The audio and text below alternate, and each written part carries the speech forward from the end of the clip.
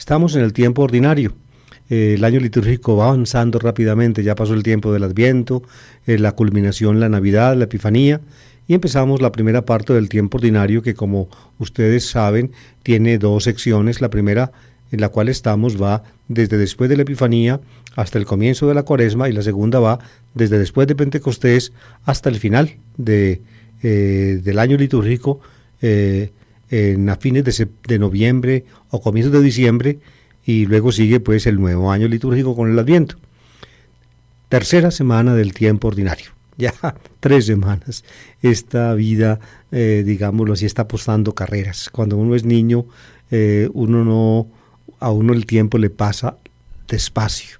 Yo recuerdo cómo se demoraba cuando yo era niño, el tiempo entre el 7 y 8 de diciembre, que era la primera fiesta en diciembre, y el comienzo de la novena el 16, y luego el 24. Eso era eterno.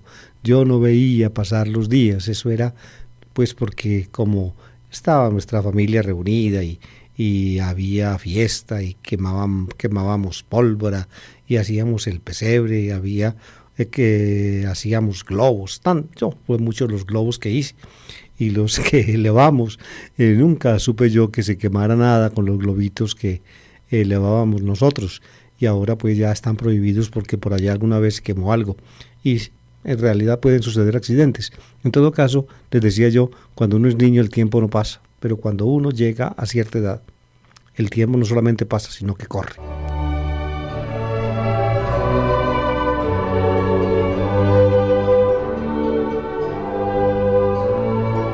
Tres lecturas están asignadas para este tercer domingo del tiempo ordinario.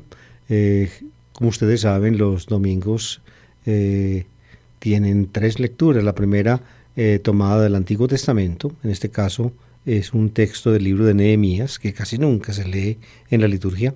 La segunda lectura de una carta apostólica, en este caso de la primera carta de Pablo a los Corintios. Ya el domingo pasado habíamos leído un pedacito de esa carta. Luego, el texto evangélico es tomado de Lucas. Estamos en el ciclo C de los domingos. Hay 3 ciclos dominicales. En el ciclo A se prefiere Mateo. En el ciclo B, Marcos, y en el ciclo C, Lucas. Este año, pues, es el ciclo C, se prefiere Lucas. El texto que se toma para el Evangelio, queridos oyentes, este domingo es un poco extraño, porque los liturgistas tomaron el proemio lucano, Lucas 1, 1, 4, los primeros 4 versículos del libro, que son una presentación que el autor hace de su trabajo, y luego empataron con el capítulo 4, el episodio de Jesús en la sinagoga de Nazaret. Por tanto, la lectura del Evangelio pues tiene un salto tremendo. ¿Por qué? Porque se lee el proemio, que no trata propiamente temas de Jesús, sino que simplemente es un comentario con que el autor pues hace preceder su obra, en que comenta qué fue lo que hizo él para escribir la obra y con qué intención la escribió. Y luego, después de ese proemio, se salta ya al episodio inicial de la actividad de Jesús en Galilea, el comienzo en Galilea, como lo llama Lucas, la actuación de Jesús en Nazaret.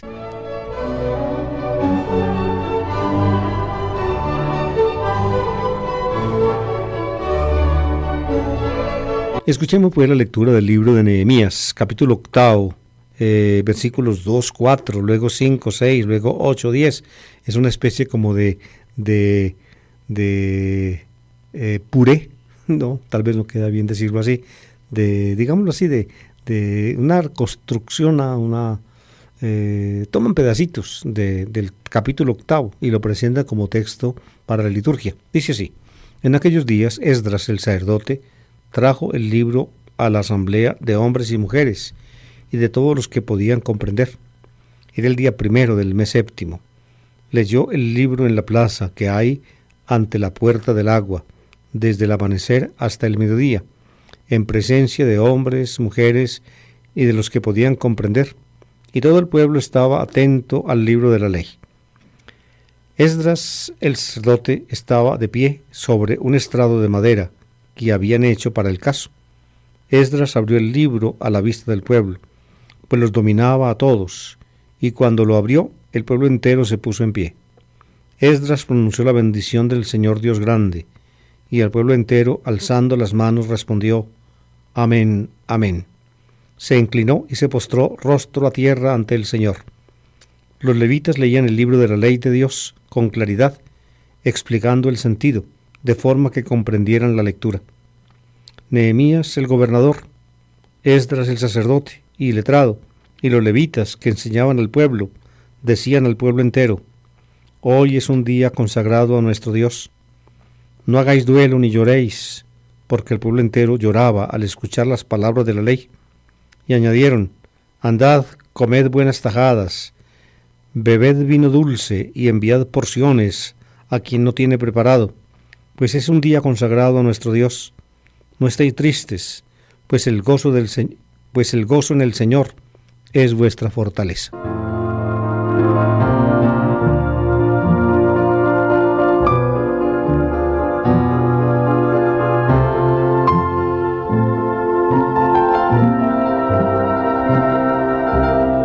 Durante mucho tiempo, amables oyentes, reinó entre los investigadores de la Biblia la idea de que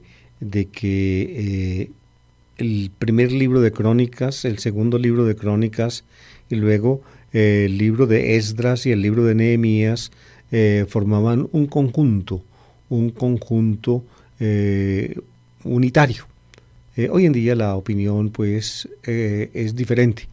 La mayor parte de los autores actuales piensan que el libro de Esdras y el libro de Nehemías digamos son más primitivos, un poco más antiguos que el libro primero y el libro segundo de Crónicas, que son más recientes y que no fueron redactados por la misma mano.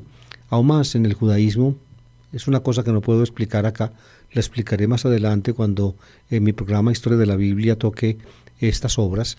El libro de Esdras y de Nehemías en el judaísmo son llamados libros de Esdras, primero y segundo de Esdras, y luego esa colección de libros de Esdras continuó. Hay un tercer libro de Esdras y un cuarto libro de Esdras. En algunos grupos cristianos antiguos, uno de los dos o los dos fueron aceptados en el canon, de modo que hay iglesias cristianas que leen, además de los que llamamos nosotros libro de Esdras y de Nehemías, leen uno o dos libros ulteriores judíos que están vinculados al nombre de Esdras, de modo que es una cuestión de la formación del canon un poco complicada. En todo caso, estos dos son ciertamente los más antiguos, los que llamamos nosotros libro de Esdras y Nehemías, o entre los judíos se les llama primero y segundo de Esdras. En todo caso, son libros que en alguna forma recogen tradiciones postexílicas, es decir, de la primera época, de los primeros años después del exilio y del desarrollo ulterior de los acontecimientos. Fuentes están pues detrás de estos libros, pero la redacción básica de los dos libros, Esdras y Nehemías, es bien posterior a los sucesos que cuentan. Es ya probablemente del siglo III, según opinan la mayoría de los críticos, al menos aquellos cuyas obras yo he podido conocer. De modo que, y son, digamos, previos también a la obra completa que llamamos los libros primero y segundo de Crónicas. En el canon judío, amables oyentes, precisamente los libros de las Crónicas, divididos en dos, primero y segundo de Crónicas, son el último libro del canon. El último libro del canon. El canon judío tiene tres partes: la ley, Torah, luego los Neviim, profetas, y luego los Ketuvim, escritos. Pues el último libro de los escritos en el canon judío es el libro de las Crónicas, en sus dos partes, primero y segundo Crónicas. Eso ya da una idea de que son libros recientes. En cambio, los libros de Esdras y Nehemías, o los libros de Esdras en el canon judío, aparecen antes. En el catálogo de los escritos aparecen antes del libro de las Crónicas. Eso ya es un indicio de que tal vez son más antiguos. Y la investigación crítica corrobora esa convicción.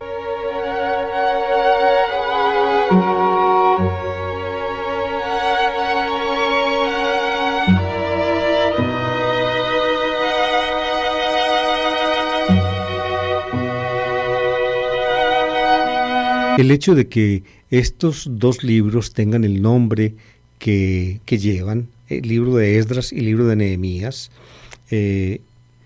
parte de la constatación de que dos personajes con esos nombres, Esdras y Nehemías, actuaron en el judaísmo entre en la segunda parte del siglo V antes de Cristo y la primera parte del siglo IV.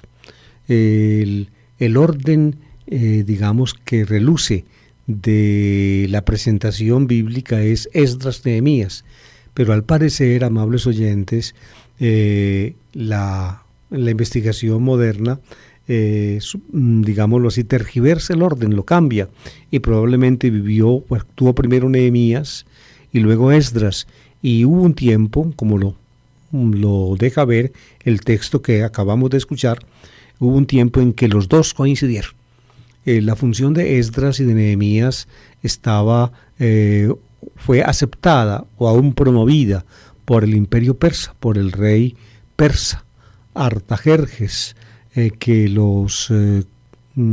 imperio persa pues los autorizó a Esdras como funcionario civil a Nehemías como funcionario civil y a Esdras como funcionario religioso. La función de Nehemías fue afianzar la provincia persa Yehud, que fue aceptada por los persas y que de esa manera les dio autonomía a los judíos en relación con la provincia persa de los samaritanos. Al comienzo los judíos en el imperio persa dependieron de una provincia gobernada desde Samaria, y esto para los judíos debió resultar pues una ofensa incalificable. Así se ahondó pues un resquemor entre judíos y samaritanos que duró hasta el tiempo de Jesús.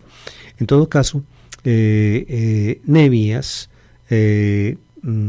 siguió los trabajos de Jerusalén, reconstruyó la muralla, en fin, hizo pues por el pueblo en el campo civil, hizo obras importantes con el auspicio de los persas. Nehemías y Esdras llegó también con el auspicio de los persas para organizar la comunidad religiosa. El templo ya estaba funcionando desde fines del siglo V. El problema que se presentaba de punto de vista religioso con implicaciones políticas era la división que existía entre los judíos, los antiguos judíos, es decir, los descendientes de los que habían quedado en el país después de que Nabucodonosor, rey de Babilonia, destruyó Jerusalén y se llevó a la gente exiliada hacia Babilonia. Los antiguos judíos prácticamente pues habían sido hechos dueños de la tierra. Los terratenientes, la gente importante había sido desterrada y por tanto la tierra había quedado en alguna forma libre, y los babilonios permitieron pues que los que quedaron allí, que eran la gente menos importante, se posesionaron de la tierra, la tomaran como propiedad. Pero cuando ya cayó el imperio babilónico y subieron los persas, y algunos de los que desterrados empezaron a regresar, reclamaron sus propiedades, las propiedades de sus padres, y se presentó pues un grave conflicto social entre los judíos, entre los antiguos judíos y los regresados del exilio. Fue una época difícil, dura, complicada. Aún más las tradiciones religiosas de un grupo y de otro tenían diferentes acentos. Entre los desterrados se había desarrollado la tradición sacerdotal, que luego tendrá un puesto tan importante en la Torá, y los antiguos judíos mantenían sus tradiciones proféticas previas, sobre todo la redacción deuteronomista de la antigua tradición, y también la recomposición histórica de la historia, la reelaboración de la historia desde la entrada en la tierra prometida hasta el exilio, de modo que había tensiones políticas, sociales, religiosas. Pues bien, los persas querían, o al menos permitieron, o aún promovieron que la paz religiosa y política en su provincia. Y Esdras y grupos judíos de la época, representantes de ambas tendencias, colaboraron para hacerlo. Y de esa manera se procedió a una reelaboración de la antigua tradición, que comprendía no solamente pues las antiguas tradiciones que desde antaño, desde siglos antes, se conservaban entre los judíos, y también el trabajo de los deuteronomistas, sino también los aportes que traían los egresados de Babilonia, sobre todo con los textos sacerdotales. Y se hizo entonces el gran trabajo de la redacción final de la Torá, que son los 5 primeros libros de la Biblia, que el lenguaje de los griegos, de los judíos griegos, se llaman Pentateuco, con los 5 libros Génesis, Éxodo, Levítico, Números, Deuteronomio. La forma, amables oyentes, más usual de entender este pedacito del libro de Nehemías que leímos es precisamente la culminación de los trabajos encabezados por Esdras, trabajos en los cuales colaboraron pues diferentes facciones judías, se unieron todos, cada cual trajo lo suyo, la redacción trató de respetar los puntos de vista y los elementos de las diferentes tendencias, y se presentó entonces un texto mixto, que fue aceptado por todos, donde los principios de todos eran en alguna forma respetados, y como eran puestos al lado de los principios de los otros, entonces eran sopesados y equilibrados. Y así entonces surge la llamada Torá de Israel. La promulgación de la Torá se hace, según cuenta este texto que escuchamos hoy, en una celebración maravillosa. El primer día del mes séptimo se reunió la gente, estaban los levitas, estaba Esdras, también aparece aquí junto a Esdras el gobernador Nehemías, de modo que eso le permite a muchos críticos asumir como muy probable o más probable quizá el hecho de que en algún momento del tiempo la actuación de Esdras y de Nehemías coincidió en esta promulgación de la Torá. Estamos, queridos oyentes, a comienzos del siglo IV a.C. Se promulga la Torá. La redacción histórica de los libros de Esdras y Nehemías es un poco posterior, pero ciertamente conserva tradiciones que remontan a los hechos. La celebración fue maravillosa. Se proclamó el libro de la Torá, se leyó, fue leído por los levitas delante de todo el pueblo. El pueblo escuchaba la lectura, el pueblo recibió la bendición del sacerdote Esdras, el pueblo aceptó las palabras del Señor, amén, amén. Aquí aparece la fórmula de aceptación básica de la religión de los judíos, de los hebreos, amén, amén, es firme, es decir, así es, lo aceptaron y se comprometieron con ella. Este texto, pues, que leímos hoy, amables oyentes, es una especie como de reflejo de un gran acto de culto que a comienzos del siglo IV le presentó, como dice aquí el texto, fíjese, se puso aquí la expresión que emplea el texto es el libro de la ley. Los levitas leían el libro de la ley de Dios, el libro de la ley de Dios. Cuando aquí yo leo en castellano ley, en hebreo se dice Torah. Por eso esos 5 libros son llamados por los judíos la Torah. La palabra Torah en hebreo significa básicamente instrucción y tiene 2 aspectos en conjunto. Un aspecto, digamos, de historia y un aspecto de legislación. Los 2 aspectos se reúnen en un mismo libro. Luego los judíos de habla griega tradujeron Torah al griego como nomos. Y la palabra griega nomos fue traducida por los cristianos al latín como lex, ley. Y por eso nosotros hablamos de el libro de la ley de Dios. Pero no se trata simplemente de una ley en cuanto a colección de preceptos o mandatos o prohibiciones, sino de un libro complejo, donde a la instrucción, pues, que cuenta la obra de Dios en la historia, se le añade también la expresión de la voluntad de Dios para el pueblo.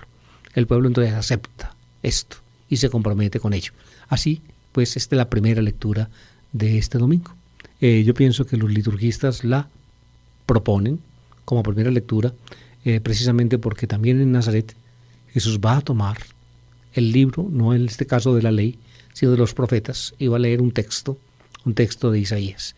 De modo que las dos son, diría yo, puntos de inauguración. Con esto inaugura Esdras a comienzos del siglo IV, digamos, la época en la cual Israel se siente reconstituido y vinculado, por la palabra de Dios imperecedera, y se compromete con ella.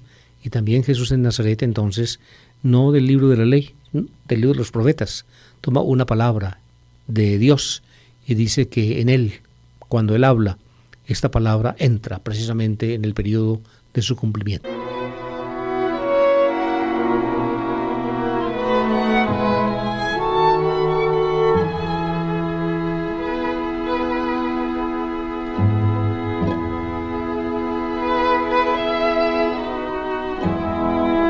La segunda lectura es de la primera carta de San Pablo a los Corintios. Recuerden, amables oyentes, que el domingo pasado ya habíamos leído un pedacito de la primera carta a los Corintios en el capítulo 12.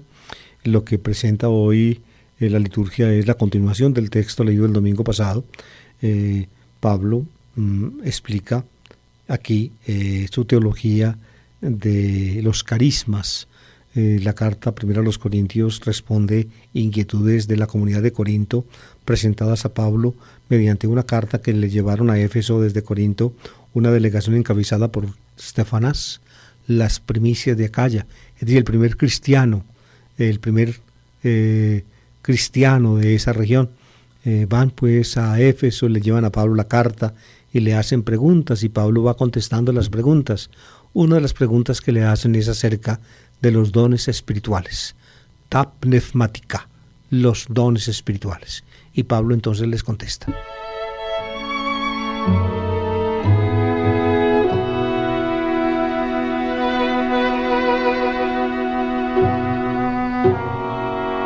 Los dones divinos son múltiples, amables oyentes, los da Dios por su Espíritu a los creyentes, y aunque son múltiples y son diferentes, los reciben diferentes personas también. No todo el mundo tiene todos los dones se reparten, el Espíritu lo hace como Él quiere, y todos son importantes, unos más que otros. Pablo lo va a mostrar en este mismo capítulo, pero en todo caso todos son importantes, y de esa manera entonces en conjunto los cristianos que reciben del Espíritu los dones forman una unidad. Esa unidad la llama Pablo en esta carta y también en la carta a los Romanos Soma Christu o Soma tu Christu, el cuerpo de Cristo. Es la unidad de los cristianos en Cristo que están dotados diferentemente de dones espirituales. Forman un conjunto que se llama Soma Christu, y los cristianos que son miembros del Soma son comparados por Pablo con los miembros de un cuerpo. Un cuerpo de hombre, por ejemplo, un cuerpo humano, tiene muchos miembros. Por ejemplo, la cabeza, las manos, los pies, los ojos, los oídos.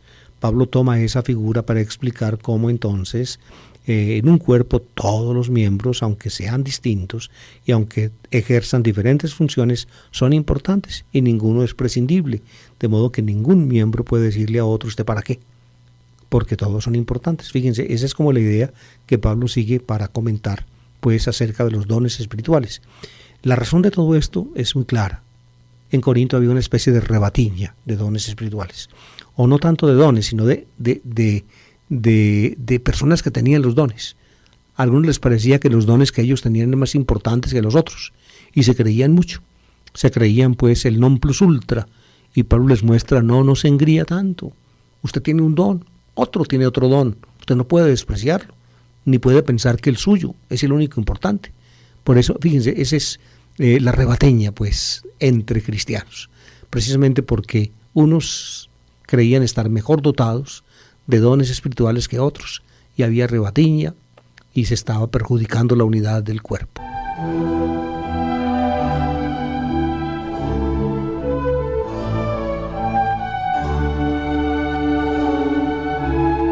Escuchen bien lo que dice 1 Corintios 12:30. Hermanos, lo mismo que el cuerpo es uno y tiene muchos miembros, y todos los miembros del cuerpo, a pesar de ser muchos, son un solo cuerpo, así es también Cristo.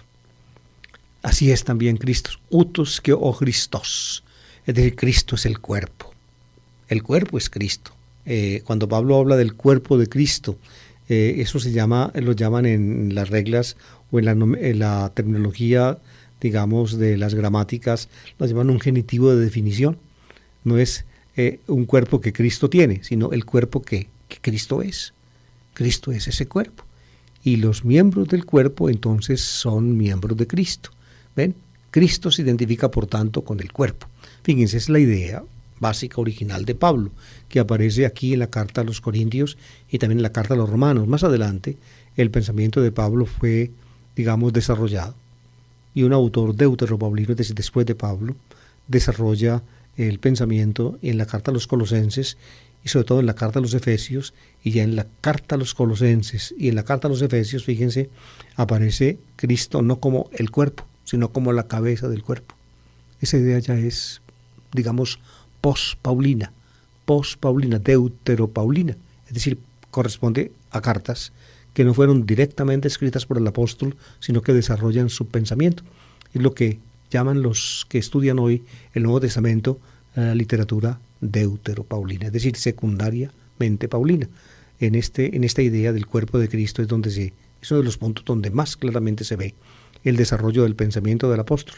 Primera Corintios y Romanos, el cuerpo es Cristo. En Colosenses y Efesios, Cristo es la cabeza del cuerpo.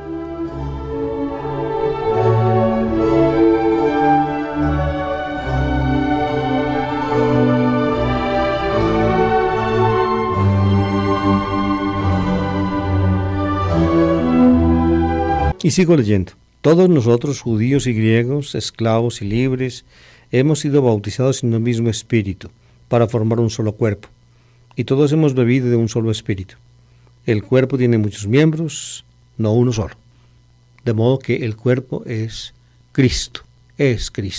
Nosotros todos en conjunto, por el espíritu, formamos un solo cuerpo que es Cristo, aunque como miembros somos diferentes. Y como miembros entonces también tenemos diferentes funciones, que Pablo, digamos, explica como diferentes dones espirituales. Y sigue así Pablo.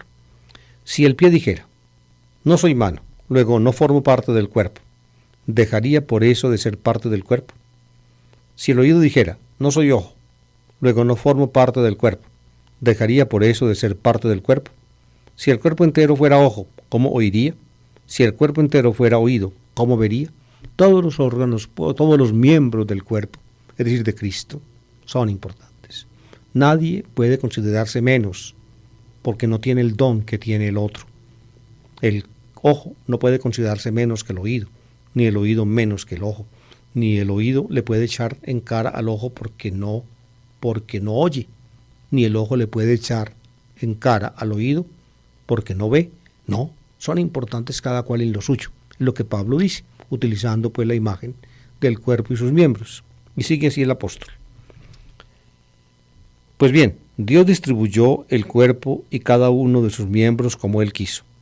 Si todos fueran un mismo miembro, ¿dónde estaría el cuerpo? Los miembros son muchos, en verdad, pero el cuerpo es uno solo. El ojo no puede decir a la mano, no te necesito. Y la cabeza no puede decir a los pies, no os necesito. Fíjense, la cabeza aquí aparece junto con la mano. Esa es la manera paulina de ver en 1 Corintios y Romanos. En Colosenses y Efesios, la cabeza es ya aparte, porque es la cabeza que es Cristo. Ven ustedes, ya es la concepción paulina desarrollada. Pero vuelvo otra vez. El ojo no puede decir a la mano, no te necesito. Y la cabeza no puede decir a los pies, no os necesito. Más aún, los miembros que parecen más débiles son más necesarios. Los que nos parecen despreciables, los apreciamos más. Los menos decentes los tratamos con más decoro, porque los miembros más decentes no lo necesitan. Ustedes más o menos entienden a qué se refiere Pablo. En un cuerpo hay miembros, digamos, que parecen insignificantes, pero son muy importantes. Y miembros que parecen indecorosos, y por eso los tapamos bien tapados, pues porque sería indecoroso tenerlos destapados. A eso se refiere. Ustedes ven que Pablo pues tiene en su mente la imagen de un cuerpo humano. Y sigue. Ahora bien, Dios organizó los miembros del cuerpo dando mayor honor a los más necesitados. Los más necesitados son los que tienen mayor honor. Así, no hay divisiones en el cuerpo, porque todos los miembros por igual se preocupan unos de otros, dando, digamos, dando más honor a los más necesitados. Ustedes ven que estas palabras de Pablo se prestan acá para, digámoslo así, no solamente para valorar los miembros del cuerpo para sí mismos y para los demás, sino también para inculcar en los cristianos un respeto en favor de aquellos o un aprecio en favor de aquellos que aparecen menos. Es decir, en el fondo, las palabras de Pablo, la comparación que él usa, es un llamamiento a la comprensión intraeclesial, a la tolerancia entre los miembros, al respeto mutuo, a la consideración del valor de los otros, aunque el valor de otro pueda ser, digamos, objetivamente, digamos, en esa forma, menos que el valor que yo represento. En eso, pues Pablo creo yo que es claro. Así, no hay división en el cuerpo, porque todos los miembros por igual se preocupan unos de otros. Cuando un miembro sufre, todos sufren con él. Cuando un miembro es honrado, todos le felicitan. Claro, si a uno le falla un ojo, pues imagínense, el cuerpo entero se perjudica. Y al perjudicarse el cuerpo entero, también los demás miembros del cuerpo, aunque no sean ojo, también quedan perjudicados. Y sigue, y viene la conclusión. Vosotros sois el cuerpo de Cristo, y cada uno es un miembro. Vosotros sois y mis soma Christu, el cuerpo de Cristo, y todos los cristianos bautizados por el mismo Espíritu, unidos en Él. Todos somos el cuerpo que es Cristo. Cristo, por tanto, se identifica con nosotros en esta visión básica, paulina. Y sigue, y Dios os ha distribuido en la iglesia. Y aquí es donde vienen, digámoslo así, las categorías de dones. Aunque todos son importantes y ningún miembro es desdeñable como en el cuerpo, sin embargo, hay entre los miembros del cuerpo de Cristo, o del cuerpo que es Cristo, hay unos que son más importantes que otros. Y Pablo entonces distingue lo que podríamos llamar la jerarquía de dones. Dice, y Dios ha distribuido en la iglesia, en primer lugar o en primer puesto, los apóstoles. Esos son los primeros. Los apóstoles, por tanto el ser apóstol es el mayor don del Espíritu. Y luego dice, en segundo lugar, los profetas. En tercero, los maestros. Ahí están los tres, diría yo, los tres peldaños de arriba para abajo de la jerarquía carismática cristiana. Los apóstoles, los profetas, los maestros. Fíjense, estamos hacia mediados de la década quinta del cristianismo, en los años 54, 55, cuando se escribe esta carta.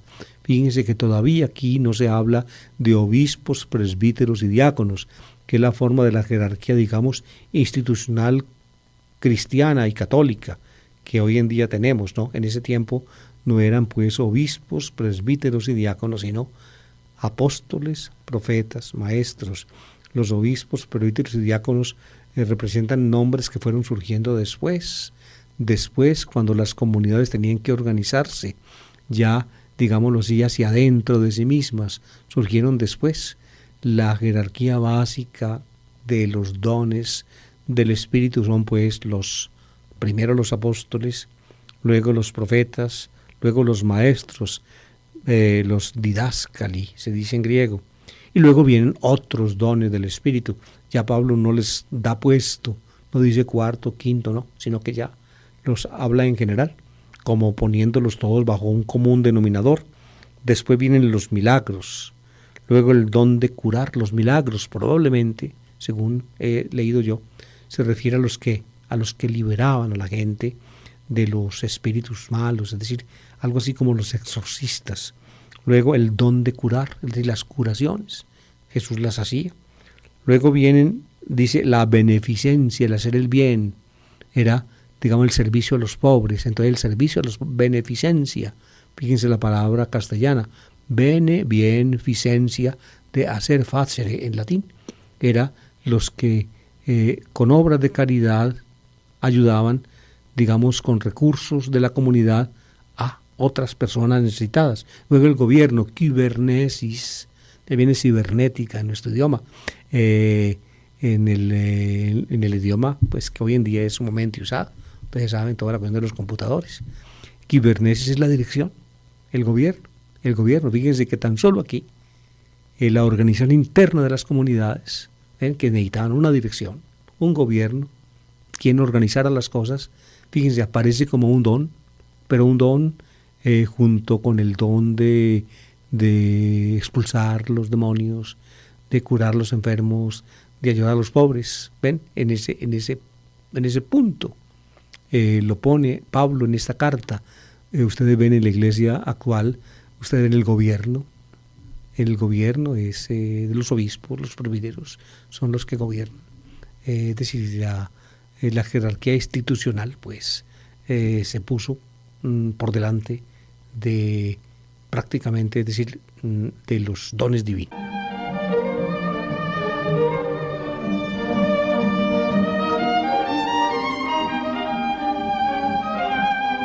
Fíjense, en los últimos dones,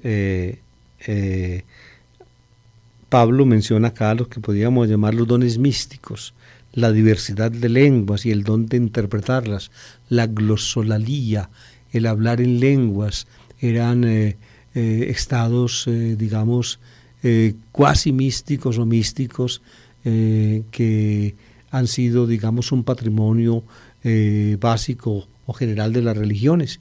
En el cristianismo se daban también en los fenómenos religiosos del helenismo de la época. Pablo bien lo sabe. Los cristianos hablaban en lenguas. Son fenómenos, digamos, de punto de vista psicológico, paralelos a fenómenos que hoy en día se practican en religiones al parecer muy primitivas, como el vudú, por ejemplo. También ellos caen en éxtasis, o también en grupos islámicos como los derviches, que también caen en éxtasis. En fin, diversidad de lenguas y el don de interpretarlas. Esto es muy importante para Pablo, la interpretación de las lenguas. ¿Por qué? Porque los que poseían el don de las lenguas, entonces caían en éxtasis y empezaban a balbucear en éxtasis un montón de cosas. Y entonces la gente no les entendía. Y como no les entendía, entonces simplemente necesitaban quien entendiera para poder convertir las lenguas en profecía. Cuando alguien interpretaba, entonces la lengua se convertía en profecía y la palabra se hacía comprensible.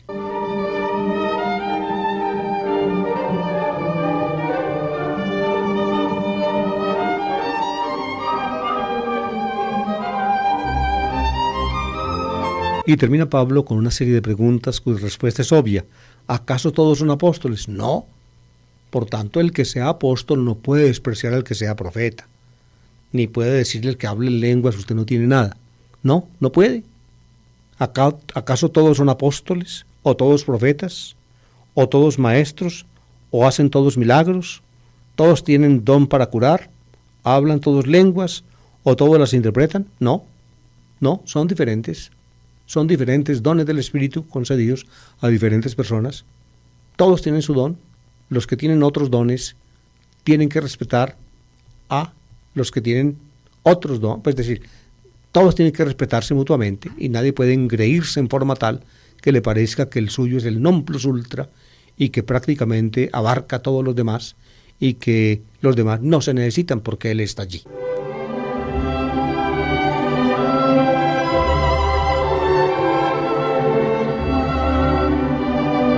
Bueno, queridos oyentes, las lecturas de este domingo han sido tan interesantes que me ha ido el tiempo. Fíjense, me queda un cuarto de hora para la palabra del domingo y falta todavía el Evangelio. Y el Evangelio tiene dos partes. La primera, como les expliqué, el proemio lucano, Lucas 1:4. Y la segunda es la actuación de Jesús en Nazaret, Lucas 4:14-21. Son dos cosas distintas, unidas en un mismo texto por los liturgistas. Voy a decir unas palabritas acerca de una parte y de la otra también. Dice así el texto: Ilustre Teófilo. Ahí está el proemio lucano, Lucas 1:4. Lo primero que escribe el autor. Ningún otro autor del Nuevo Testamento explica cómo escribe y qué hace para escribir. Entre los evangelios también naturalmente es válido esto. Solamente el autor del tercer evangelio, que es el mismo autor de Hechos de los Apóstoles, al cual la tradición cristiana lo llamó desde el siglo II, Lucas, compañero de Pablo, Solamente este autor explica en palabras sumamente interesantes su trabajo para escribir la obra. Dice así: Ilustre Teófilo, es decir, le dedica la obra a un tal Teófilo. Era un cristiano, o tal vez un catecúmeno, tal vez era un hombre que le había ayudado al autor a escribir su obra, le había subvencionado una especie de mecenas. Ilustre Teófilo, muchos han emprendido la tarea de componer un relato de los hechos que se han verificado entre nosotros, siguiendo las tradiciones transmitidas por los que primero fueron testigos oculares y luego predicadores de la palabra. Yo también, después de comprobarlo todo exactamente desde el principio, he resuelto escribírtelos por su orden, para que conozcas la solidez de las enseñanzas que has recibido. Aquí está el proverbio. Bueno, y aquí saltan los liturgistas al capítulo 4, donde Jesús empieza a actuar, y dice así: en aquel tiempo Jesús volvió a Galilea con la fuerza del Espíritu, y su fama se extendió por toda la comarca. Enseñaba en las sinagogas y todos lo alababan. Fue Jesús a Nazaret, donde se había criado. Entró en la sinagoga, como era su costumbre los sábados, y se puso en pie para hacer la lectura. Le entregaron el libro del profeta Isaías, y desenrollándolo, encontró el pasaje donde estaba escrito: El Espíritu del Señor está sobre mí, porque Él me ha ungido. Me ha enviado para dar la buena noticia a los pobres, para anunciar a los cautivos la libertad y a los ciegos la vista, para dar libertad a los oprimidos, para anunciar el año de gracia del Señor. Y enrollando el libro, lo devolvió al que le ayudaba, y se sentó. Toda la sinagoga tenía los ojos fijos en él. Y él se puso a decirles: hoy se cumple esta escritura que acabáis de oír.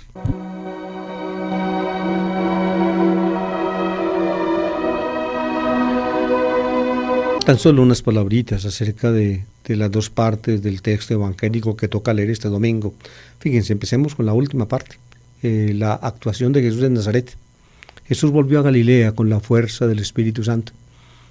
Se trata pues de que volvió desde el Jordán, que se supone quedaba al oriente de Jerusalén, por esos lados, y el autor supone que pertenecía pues a Judea. Volvió a Galilea, es decir, a su región de donde había salido, de Nazaret, y con la fuerza del Espíritu Santo. Lucas enfatiza eso. El Espíritu Santo que viene sobre Jesús en su bautismo permanece siempre en él y guía sus pasos, guía su palabra, guía sus obras. Jesús está lleno del Espíritu Santo. Es el Hijo amado, en el cual Dios se complace. Pues así, esa es la imagen de Jesús que Lucas presenta cuando va a comenzar la narración del comienzo de Jesús. ¿Dónde va a comenzar su actuación? Pues en Nazaret. Fue a Nazaret. Así lo pone. A Nazaret, a la sinagoga. En Marcos aparece también Jesús en Nazaret, pero aparece en Nazaret al final de su actuación en Galilea.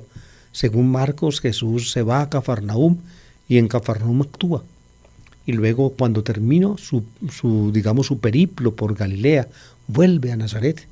Y Marcos no dice Nazaret, dice Patris. Vuelve a Istim Patrida Aptú, a la patria de él. Se entiende Nazaret, la patria chica de él, y actúa en la sinagoga.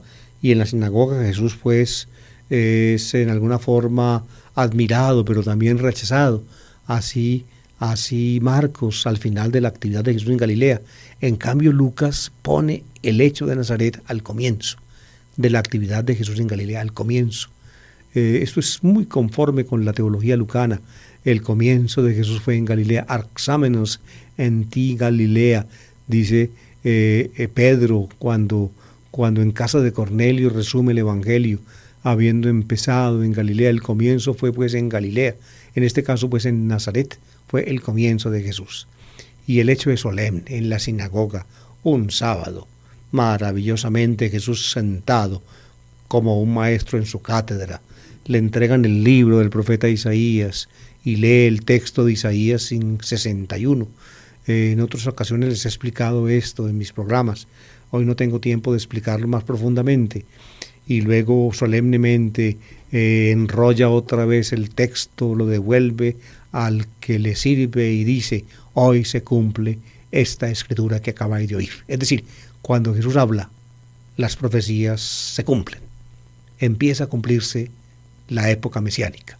El Espíritu del Señor está sobre mí porque Él me ha ungido. Cuando Jesús habla y luego cuando Jesús actúa, las profecías mesiánicas, largamente acariciadas, empiezan a entrar en cumplimiento. Con esta solemnidad empieza, pues, según Lucas, la actividad de Jesús.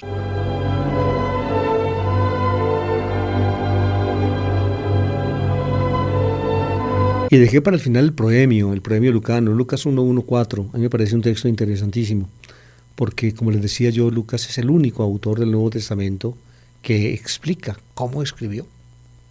Y por lo que explica Lucas, uno sabe más o menos no solamente cómo apareció el Evangelio de Lucas, y también cómo fue escrito el libro de los Hechos de los Apóstoles, que es el segundo volumen del Evangelio, sino también cómo debieron escribir Marcos y Mateo antes, y en alguna forma también Juan. Es decir, lo que cuenta Lucas de su trabajo es válido, digamos, proporcional, es decir, es válido de alguna manera también para el más antiguo de los evangelios, que es Marcos, también para un evangelio contemporáneo al de Lucas, que es Mateo, y para un evangelio un poco posterior al de Lucas, que es Juan. ¿Qué dice él? Lucas dice que antes que él escribiera su obra, otros, dice él, muchos, emprendieron la tarea de hacer una narración de los hechos ocurridos entre nosotros, muchos. Lucas, por tanto, conoció muchos intentos de escribir sobre Jesús. Él llama a las cosas de Jesús los hechos ocurridos entre nosotros, es decir, él, su generación, él mismo, los cristianos de su tiempo, se sienten en alguna forma metidos en esa historia, porque los hechos ocurridos con Jesús, según Lucas, son ocurridos entre nosotros. Es decir, la historia de Jesús es abarcante. No solamente es el momento en que ocurre, sino que abarca lo que viene después. Eso es válido también para nosotros. En todo caso, Lucas, en primer lugar, conoció otros intentos de escribir obras sobre Jesús. Primera cosa. Luego dice que esos intentos, que esas realizaciones, esos relatos, diegesis los llama Lucas, diegesis en griego significa narración, que esos relatos, oigan pues, no surgieron así a la guachapanda, sino que son en alguna forma la condensación de lo que transmitieron desde el comienzo los que fueron testigos oculares. Aftopté es la palabra que emplea Lucas. Testigo ocular es una palabra clásica de la historiografía griega. Los historiadores griegos emplean la palabra, el aftoptis es el que está presente y ve, y luego cuenta lo que ve. Finalmente, entonces, lo que escribieron muchos, y que ahora Lucas conoce, y que va a utilizar para escribir lo suyo, eso proviene del testimonio de los testigos oculares. Y luego dice, esos que fueron testigos oculares se convirtieron en hiperetetulogu, servidores de la palabra, es decir, ministros eclesiásticos. Ustedes ven cómo lo ve Lucas. Estamos con Lucas hacia el año 80. Hagamos ese número que más o menos, poco más, poco menos, nos sitúa la obra lucana. Ya, por tanto, existen, cuando Lucas escribe, varios relatos que condensan lo que los testigos oculares vieron y que luego ellos, como servidores de la palabra, anunciaron en los grupos cristianos. Entonces dice Lucas, entonces yo, querido Teófilo, yo, habiendo investigado diligentemente todas las cosas, desde el principio diligentemente, investigado diligentemente, acribos, es el adverbio que emplea. Lucas se dedicó, por tanto, a investigar. Se ve que conoció algunos de los relatos que muchos habían escrito, o de los muchos relatos escritos por algunos. Eso lo conoció Lucas, lo tuvo entre sus manos, los investigó, los vio, investigó diligentemente. Entonces él, utilizando esos relatos, escribió el suyo y se lo dedicó a Teófilo, y lo escribió para poner en orden las cosas, para poner la catexis, es el adverbio que emplea Lucas, para hacer un relato hilvanado, ordenado, basado en lo que otros habían escrito antes, a partir de lo que transmitieron los testigos oculares y que luego fueron servidores de la palabra en los grupos cristianos. Lucas tomó de allí y escribió el suyo. Fíjense, estamos en el año 80 y Lucas nos dice, pues, como ningún otro autor del Nuevo Testamento, nos dice cómo escribió su obra. Es interesantísimo. No nos dice quién era él. En ninguna parte dice yo soy Lucas. No. Nos dice a quién le dedicó la obra, a un tal Teófilo. Lastimosamente no dice quién es él. No dice. Probablemente los que leyeron la obra lucana al comienzo sabían quién era él. Luego los cristianos de después, en tiempos de Ireneo y quizá antes, ya lo identificaron con Lucas, un discípulo de Pablo, pero eso viene mucho después. Pero cuando Lucas escribe, no dice quién soy yo, más bien dice a quién le dedico mi obra. No dice quién soy yo, pero se dice qué hice yo para escribir lo que ahora ustedes tienen en sus manos. Yo recopilé y ordené cosas que muchos antes de mí habían escrito, a partir de la tradición de los testigos oculares y servidores de la palabra de Dios en la iglesia. Eso lo tomé yo. Hoy en día, amables oyentes, la investigación crítica detecta con absoluta certeza una fuente, uno de esos relatos de que habla Lucas, el de Marcos. El relato de Marcos está detrás de Lucas. Eso es algo absolutamente cierto, es decir, no hay ninguna duda. Luego, detrás de la obra lucana se detecta otro relato, otros, llamémoslo relato, o quizá no era tanto relato, sino más bien una colección de cosas de Jesús que aparece también en Mateo.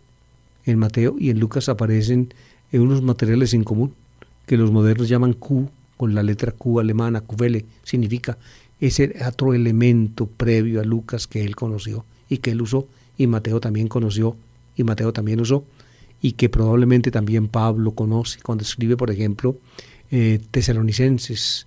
Pablo trae ecos de Q, en fin, tantas cosas.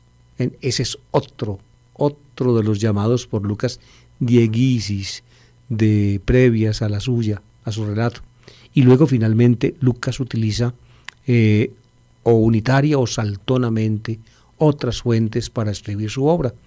Por ejemplo, una fuente sobre la infancia de Jesús. Luego también una fuente donde estaban parábolas de Jesús bellísimas, como el buen samaritano, el administrador astuto, en fin, el hijo pródigo, en fin.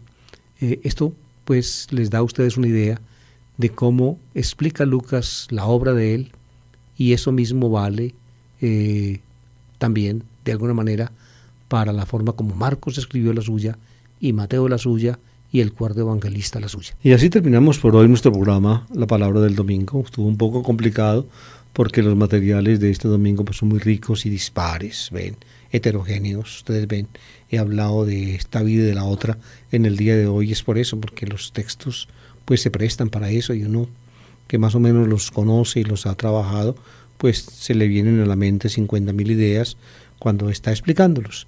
De modo que yo espero que ustedes hayan podido tener alguna cosa clara de este programa.